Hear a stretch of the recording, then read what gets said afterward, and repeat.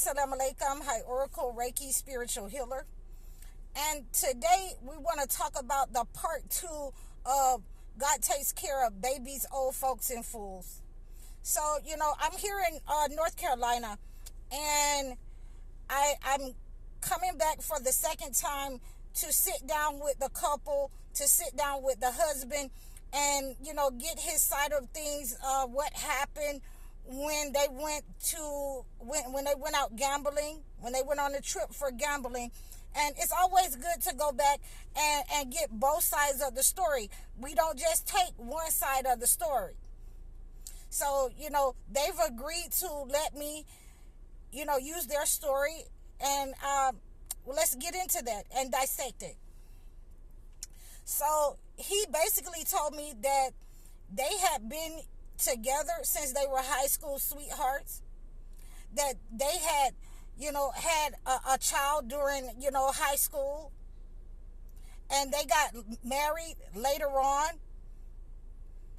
Then during the marriage they were addicted together. They got off of drugs. They were addicted during the rearing of their children. And after the children got grown, they got off of drugs, and they had saved their money to go on this trip together. And he basically told me that he traded in one addiction for another. He traded in a drug addiction for a gambling addiction. And, what she said, it did happen, that he gambled away all the money, and he feels guilty about, asking her to sell herself off of something that he did. And he, specifically told me that the relationship hasn't been the same ever since that happened. She doesn't want to cook for him anymore. She doesn't clean. She doesn't wash his clothes anymore. They live together, and he's basically telling me that they live together like a roommate. She stays on one side of the house, and she basically stays in her area, and he stays in his area, and he doesn't know how to fix it. So, the first thing that I'm going to do, and we're going to stop that right there because this is a lot of toxic to unpack.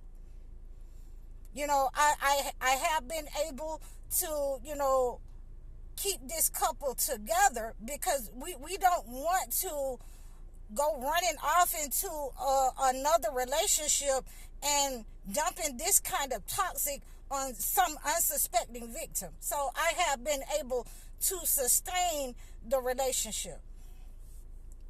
And so one of the main things that I'm going to tell you guys in order to heal your relationships is that you have to be honest about where you are. You have to be honest about what you've been involved in your relationship, what you allowed to grow into gangrene. I used to watch this cartoon TV show with my younger siblings, and it was called the Powerpuff Girls, and it had some characters on there called the Gangrene Gang. So if you're letting the Gangrene Gang grow in your life, in your marriage, you're gonna have to suffer through healing yourself and your partner. You're gonna have to, and you gotta wait. You gotta wait until that person is ready to heal. So one of the major problems that I had with him was he didn't want to let me know that they had a relationship prior to getting married. They had a child prior to getting married. So one of the most toxic things that you can bring into your marriage is you're not going by God's word. You're not going by God's word at all. You're going by what the norm is in society. And, we had a discussion about that, and he said that, he basically wanted to be a part of his child's life because he didn't have that growing up as a child, and that's why he got married to her, because she was going to leave with his child and go somewhere else and go, with her family. So, and basically what he was saying is he had no choice but to marry her, or she was going to take the child with her.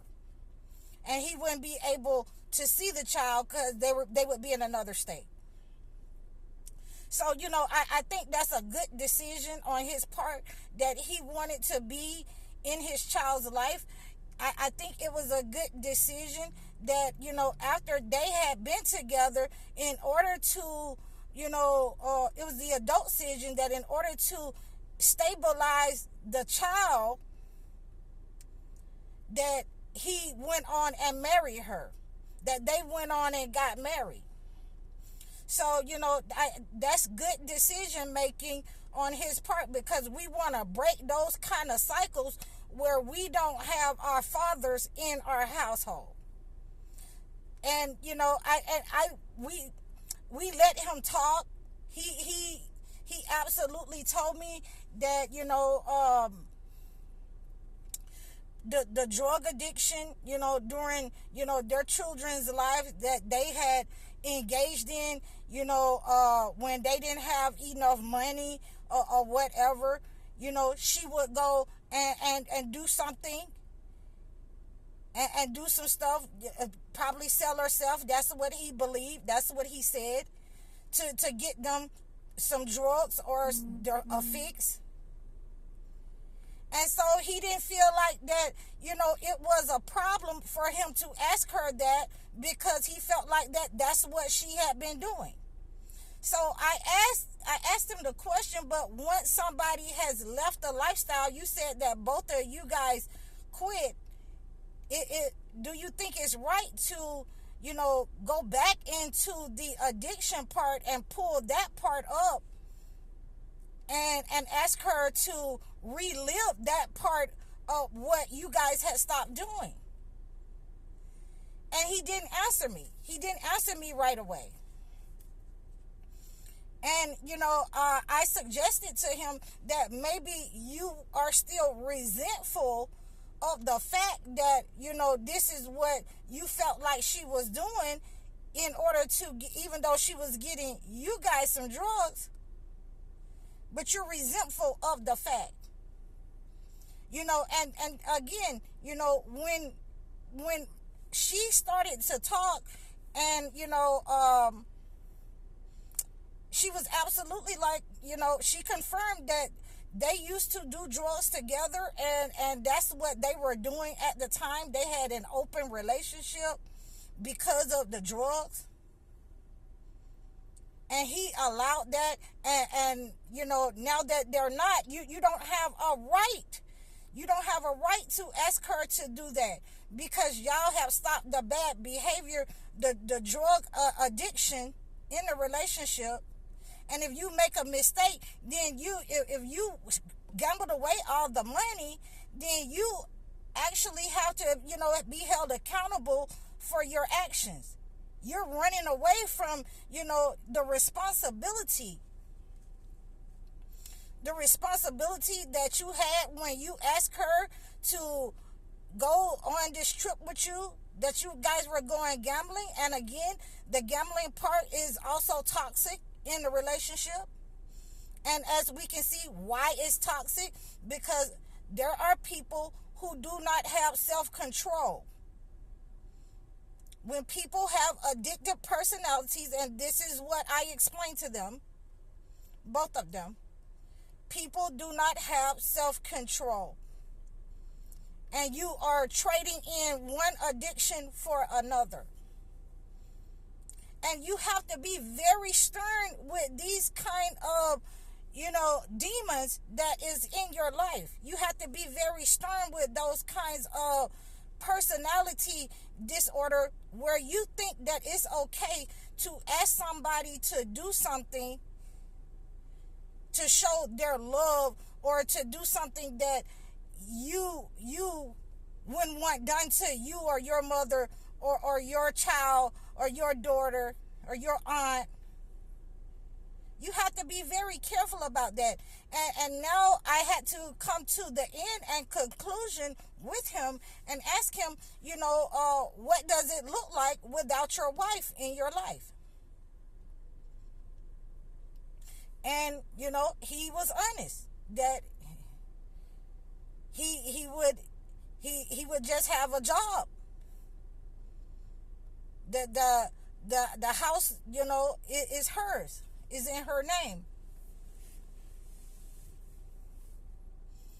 And this is why, we want to reconcile these kind of situations, these kind of marriages. We want to hurry up and reconcile these kind of marriages, because we don't want these to go into new people. We don't want to bring these new people into this type of situation. I asked her, actually, what does your life look like without your husband? And without his money, without his income, without him being able to, maintain the cars and the grass and things of that nature.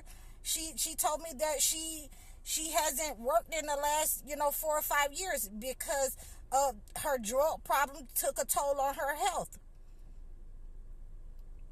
And Allah Akbar, that they are able to sit down and have a conversation and come back from this toxic situation. Thank God that they brought somebody in. So, she told me that she would not be able to maintain the mortgage without his finances. She wouldn't be able to do the things around the house without him. So we are starting off very small, taking baby steps with this marriage to reconcile this marriage before it gets to the point of they're going to the court to file for divorce. They're separating out of the house. We have to allow both sides to say their piece and their part, so that we can get an understanding of what we need to fix, not only in our marriage but in ourselves. We can't take a narcissist approach, a selfish approach. When you're in a marriage, you must put your partner first. And so that is what we are establishing with this couple. And I hope that, I have brought about a good understanding and the maintenance of both the male and the female psyche, and heal the relationship as we continue to work forward to get them back into, the bedroom together, to get them back talking, to get them into wholesome things of, going to dinner, or, having a dinner at the house, things of that nature, wholesome things that they can do. And stop mimicking a toxic situation of the past, a toxic environment of the past, toxic people that they once knew. They're no longer those people of the past. I'm High Oracle Reiki Spiritual Healer. Assalamu alaikum.